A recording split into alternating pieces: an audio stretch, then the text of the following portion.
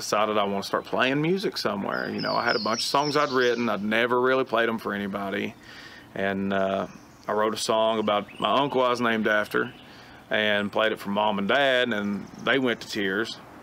And I said, well, I've struck emotional, with my words, I was able to get an emotional feedback from someone. And I said, they thought as much of that piece of work as I did, you know.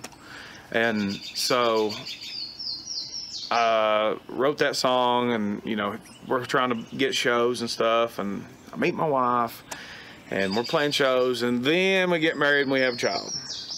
Extremely difficult to play music with babies and stuff, because I wanted to be there, and, you know, I'd seen kind of Dad was always playing on weekends and working, and I mean, it was tough. So I kind of didn't want to go that route, and I took about a 10-year break from doing anything with music, although I would write from time to time and play around a campfire.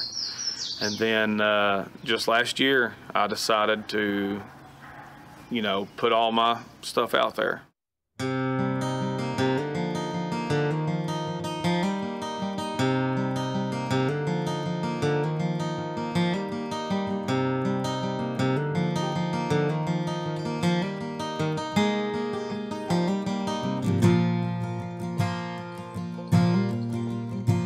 My daddy's been working the night shift.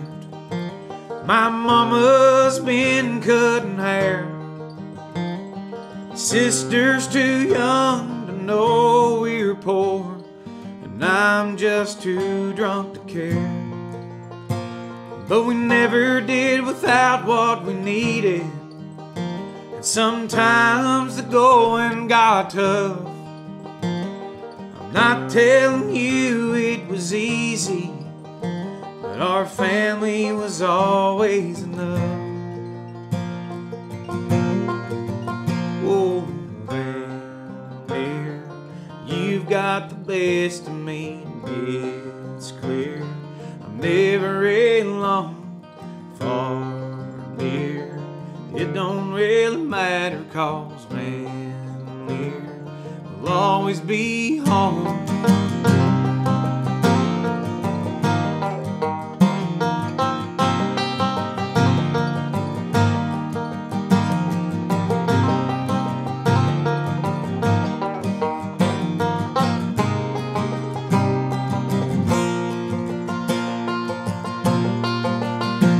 There's a many good man made a living by crawling down deep in the mines, digging for coal just inches from hell, praying they'd come out alive.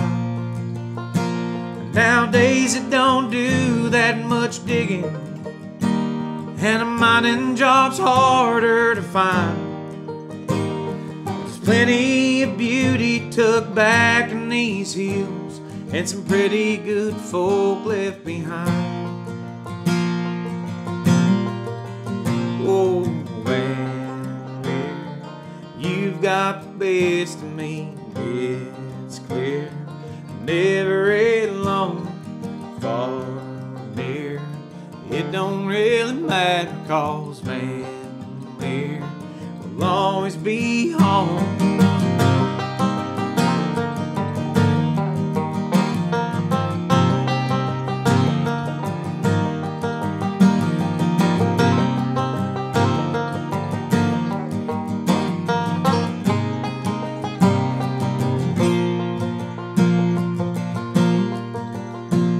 Well, they laid Daddy off from the night shift.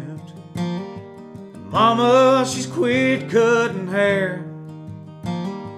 Sister, she's moved to the city, but I'm still hanging out around here.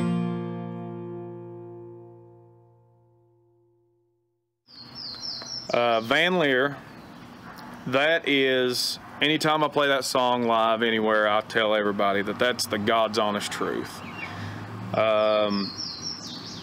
So we're in the city, the big city of Van Lear right now that I grew up in, and you know, it talks about Dad working in the mines, Mom being a hairdresser, my sister too young to even know what's going on, and, you know, knowing that times were tough. I mean, even for a coal miner, Dad got laid off a lot, and I mean, it is what it is, but and then me just kind of hanging out with my friends and just trying to, you know, go to parties or, you know, whatever, just to get my mind off of whatever was happening. And then it kind of flashes through and just kind of tells you about, you know, there's a lot of good folk around this area and in this region that has put in a lot of hard work, long days that a lot of people now would not do in the mines. And, you know, it's kind of, those times are coming to an end, and it's sad to see. But, you know, if you kind of look, you know, some people may see, you know, older camp or coal camp houses, or, you know, hollers and hills and trees that's down. But when you talk to people around here, it is some of the most genuine, sometimes straight up, tell you the truth kind of people. And that's the kind of people I like to surround myself with. And then the third verse of that song kind of tells about where we're at now. And, you know, Dad, you know, we got laid off from the mines. Mom, she's quit cutting hair. She's working at a local hospital now. And my sister, she's living in Lexington now. And the only thing that's stayed the same is me. And I'm still kind of hanging out around here. But Van Lear is definitely one of my favorite songs I've ever written in this world. And it is still to this day God's honest truth to me. The song is called Layoff Blues.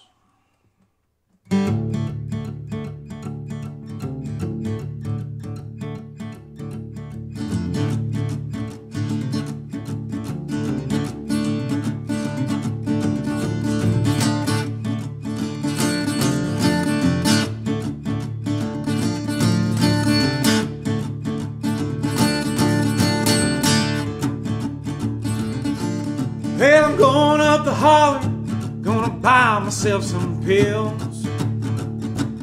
Yeah, I'm going up the holler, gonna buy myself some pills. Since the layoff I've been fighting back chills.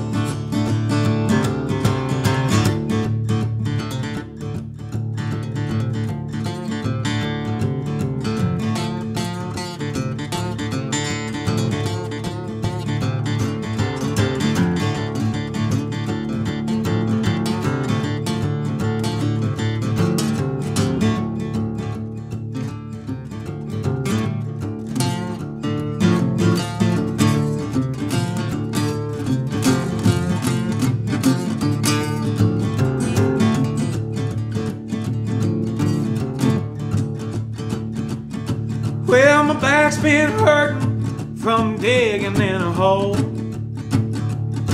Yeah, my back's been hurting from digging in a hole. I've been finding that coal for a man that I don't know.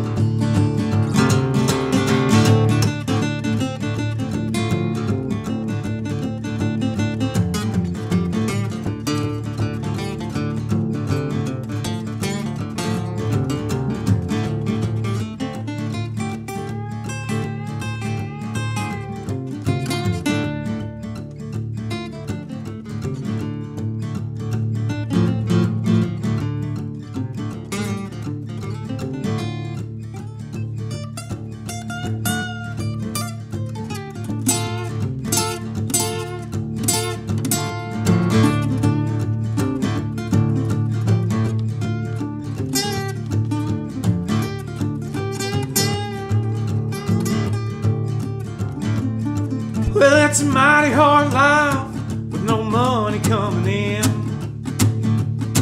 Yeah, it's a mighty hard life with no money coming in. I've lost my family, I've lost my friends.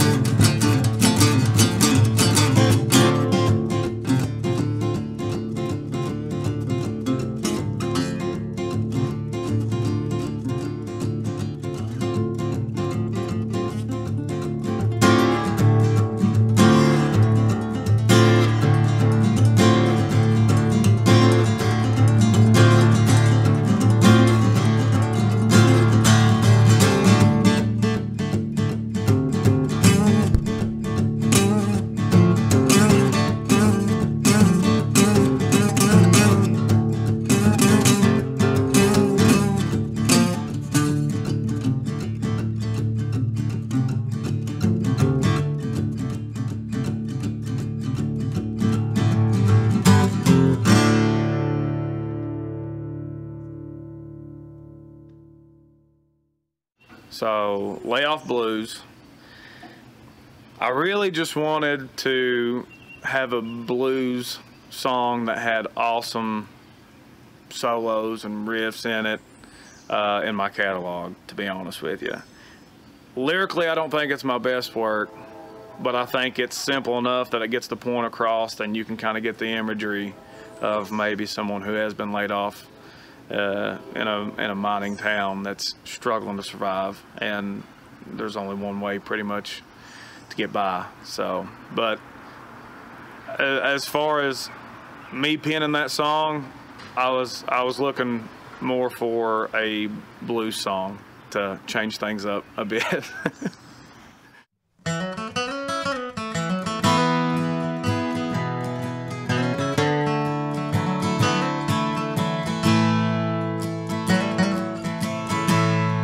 It's cold down here, alone in Kentucky. I've drank my last beer when your memory snuck up on me. I sure miss your face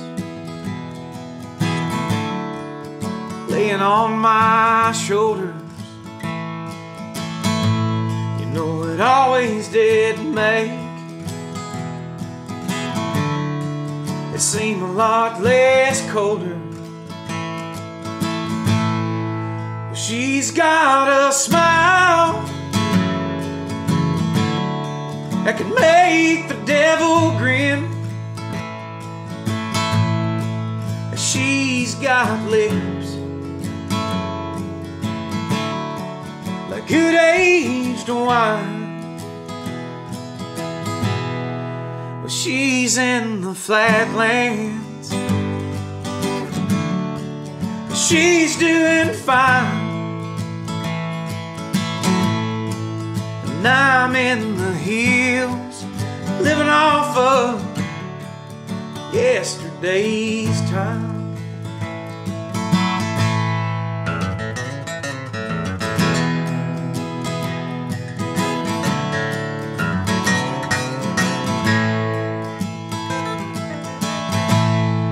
She always did say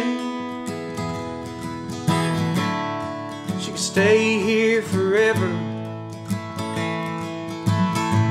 I guess forever's done came and said its goodbyes. I never knew that the heart had the option of leaving. She's packed her things, made up her mind. She's got a smile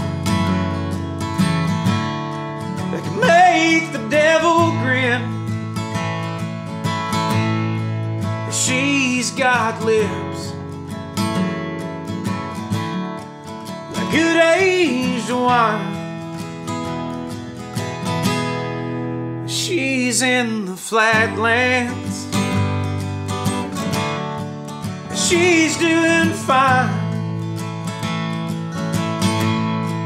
and I'm in the hills living off of yesterday's time.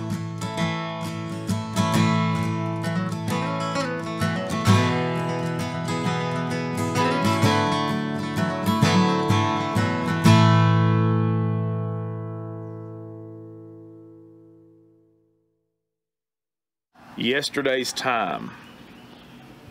I co-wrote that song with Tyler Childers back, I don't know the exact year to be honest with you, but it was probably 2010, give or take. So I was playing drums for Tyler, and we was in a band called the Key Street Ones, and we'd played maybe 3 or 4 shows together. And he was at the house that me and my wife lived in at the time, and we was up all night picking and swarping or whatever you wanted to call it, and we was trying to write a couple songs, and he just had his heart broke by a young lady that lived in Ohio that he'd been traveling back and forth to see.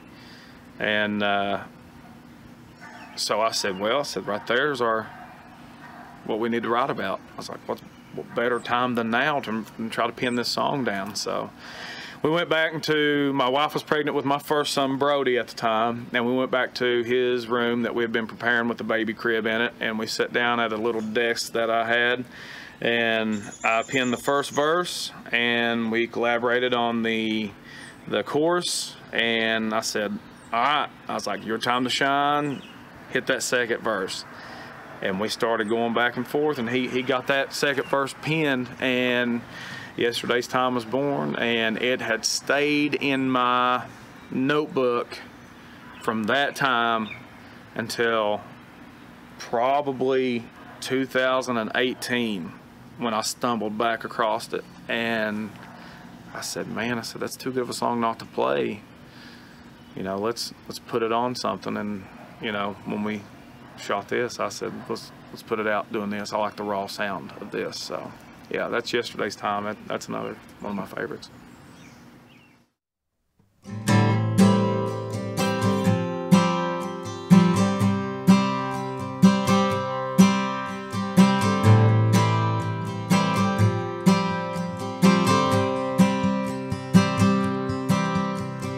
She's at home, I'm drinking again. She's probably in our bed, I'm with my friends. Know what I should do, but I don't do what's right, except for tonight, except for tonight.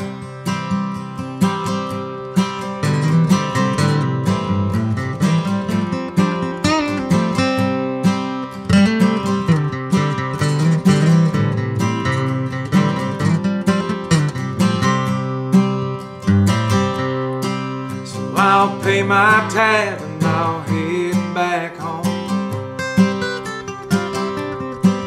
She spent way too many nights all alone, usually way too drunk to even make the drive, except for tonight, except for tonight.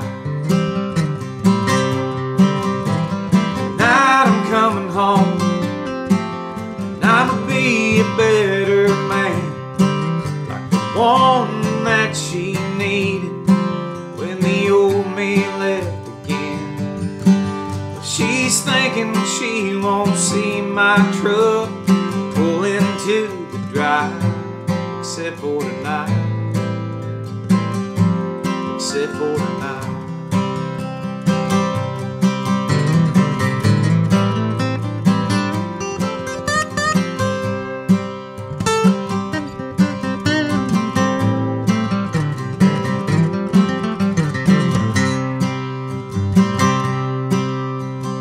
I get home, I'll go in a room, rub fingers through her hair and stare at her like I used to. She'll probably think I'm drunk, 'cause in the past I might, except for tonight, except for tonight.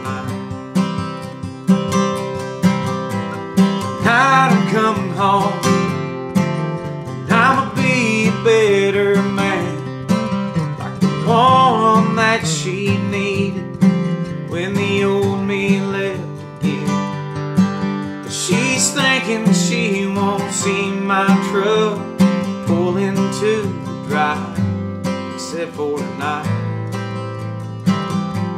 except for tonight.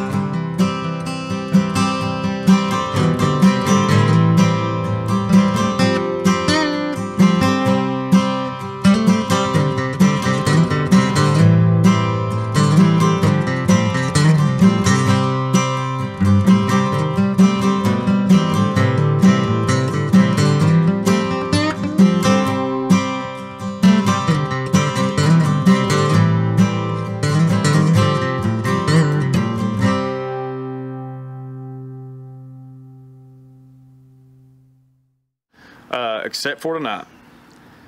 That song is a pretty personal song that I debated whether or not to even put in the space, the air, for everyone to hear, because that one kind of hits a little bit close to home to me. I wrote that more with my wife in mind, and a lot of times, you know, if I'm playing out somewhere, or, you know, my bluegrass band, the Lonesome Goats, if we're rehearsing somewhere, you know, she's kind of hanging back and hanging out with the kids.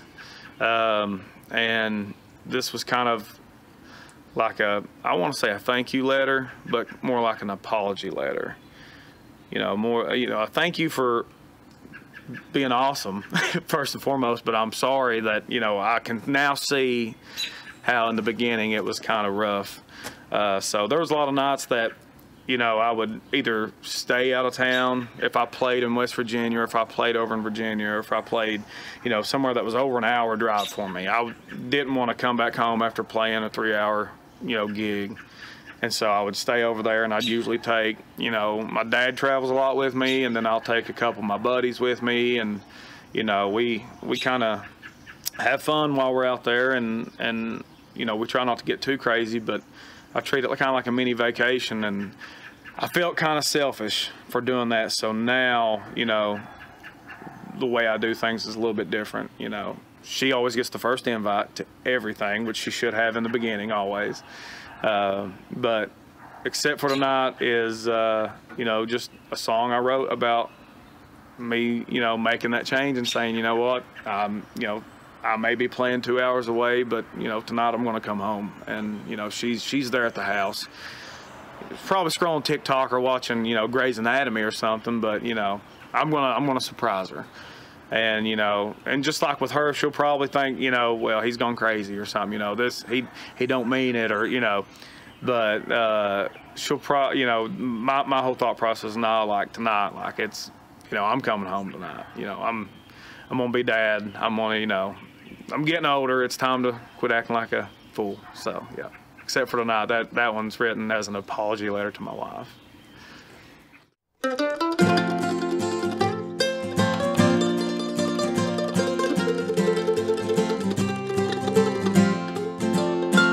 My Josephine, my beautiful queen, what are you doing in this barroom scene? This ain't like you or the things that you do. Come home with me, my Josephine.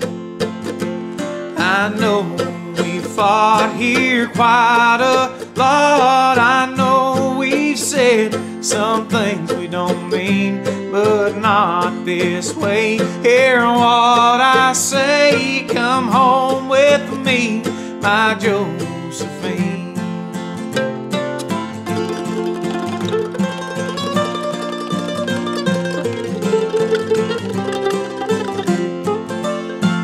The wine I smell is hard to tell if our love's real or shot to hell. You've gone astray from the games you play. You're killing me, my Josephine. Now who's that man with a pen in his hand and a number he wrote here on a small note? Oh, meet me tonight here in room 23. How can this be, my Josephine?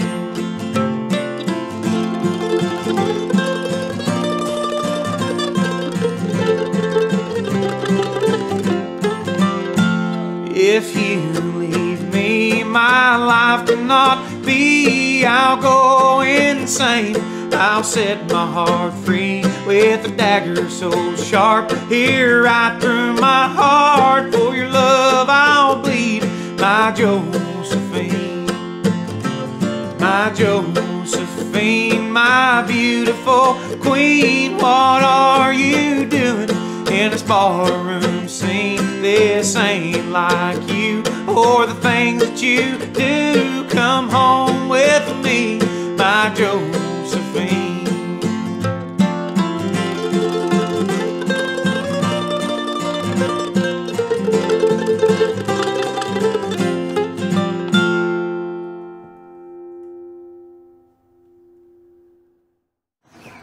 So Josephine is kind of me trying to get back to some bluegrass roots of mine. It's got that classic, what I was going for, Don Reno and Red Smiley type feel, you know, that waltzy 3/4 time, kind of repetitive verses with, you know, some cross picking in it.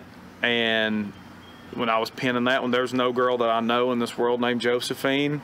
But I just could see this girl and this guy getting in an argument and him finding her in a bar, and she's just angry at him, and so she's getting back at him and she's drinking now. And you know, I kind of threw in the curveball where the dude finds a note and it's got to meet me in room 223 or room 23, and this dude's just losing his mind. He's wanting to go back home with him. But that's, with that song, I wish I could say more. I wish there was a girl I knew named Josephine that might have broke my heart when I was like 12. But there's not, and I was just, you know, kind of aiming more towards the old school bluegrass sound. So music means everything to me. My whole life has revolved around music of some sort. I remember, like I said, being 2, 3 years old and using a chair and 2 Lowe's paint sticks as a drum set to Keith Whitley's Kentucky Bluebird album, with Dad having an RCA floor model, you know, stereo. Almost every home video you see of me when I was younger, I've got a cowboy hat on. Even back when the Power Wheels Jeeps, the red ones, was big, I'd have a toy guitar in the back and I'd tell my mom I'm going to a show. You know, it's always kind of just been embedded in me somehow. And I think it's from a long line of family that has just been so, even if they wasn't musically gifted, you could ask them, hey, who sings this? And they'll tell you who sang it originally and then who redone it years later. You know, my uncle Nolan, the country cousin, Nolan Hall, a well-known radio DJ, knew every song in George Jones's catalog. My Uncle Paul Michael, that I was named after, he passed away when I was 2 years old, but left behind cassette tapes of him singing Stonewall Jackson and George Jones and, you know, Hot Rise Bluegrass, just him and a guitar in his bedroom after he'd come back from Vietnam. And those tapes mean everything to me. And I was fortunate enough, my family gave me his Yamaha guitar that sat in a closet from 1992 until 2010, 12, whenever they gave it to me. And I wouldn't take, I mean, it's probably worth $200, but I wouldn't take $1 million for it. But just as we're talking here today, you know, speaking really ain't my thing. Like, I'm better at putting it in a song and relating it to a song, because if I'm feeling something, I know that there's a great deal of chances out there somewhere that somebody else is feeling that same way. And I've had many nights with George alone on the radio, and I've had a lot of nights with, you know, Go Rest High on That Mountain. I've had a lot of nights with Ralph Stanley singing Amazing Grace. And I can tell you those move me more than anybody talking to me. You know what I mean? Like, it just, that you feel it with music. Music, to me, helps me feel better. And I think a lot of people can resonate with that as well.